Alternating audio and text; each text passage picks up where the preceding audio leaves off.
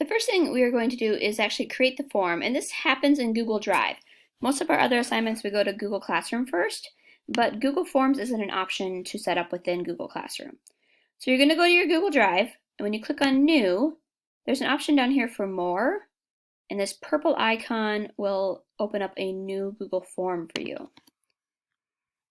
Once we have that pull up, the first thing you're going to want to do is name it. And if you name it here, it will be able to be searched within your Google Drive folder.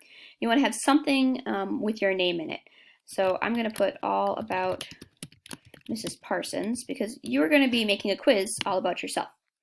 And you can see that when I clicked out of here, it actually changed the title of my form to be that too. Once you have it named, you can go into the assignment that's posted on Google Classroom, and under the Your Work section, you'll say add a file from Google Drive, and one of the very first things that should pop up is this Google form.